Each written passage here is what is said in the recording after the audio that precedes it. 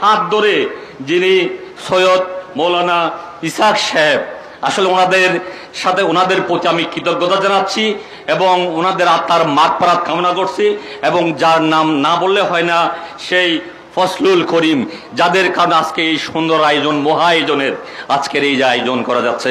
এবং আমি স্পেশালি সবাইকে সালাম জানানোর সাথে সাথে from my Buddhist community I would like to thanks my heartfelt thanks, especially those who are came from the foreign country, especially they have had to sacrifice lots.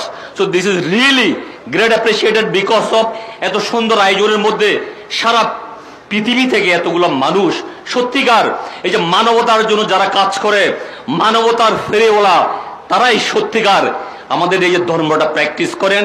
So আমি একটা জিনিস বিশ্বাস করি, আসলে what ever the religion, we have to become a good human.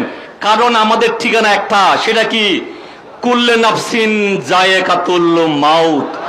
এটা যদি সত্যিকার আমরা বিশ্বাস করি, আমাদেরকে কি প্রয়োজন? একজন ভালো মানুষ প্রয়োজন, যার জন্য প্রয়োজন গুড গভর্নেন্স। অনেক ভাইয়েরা কথা বলতেছিল গুড গভর্নেন্স নিয়ে, আসলে যেটা আজকে সারা আমাদের দেশে গত 54 বছর ধরে স্টাবলিশ হয় নাই, এই জন্য ভালো মানুষের প্রয়োজন। তাই আমি কামনা করি আল্লাহর দরবারে ভালো মানুষ আজকে যে স্টেজে যারা বসে আছে, তাদের নেতৃত্বের মাধ্যমে সুন্দর একটা বাংলাদেশ রচনা হবে, এটাই আমার প্রত্যাশা।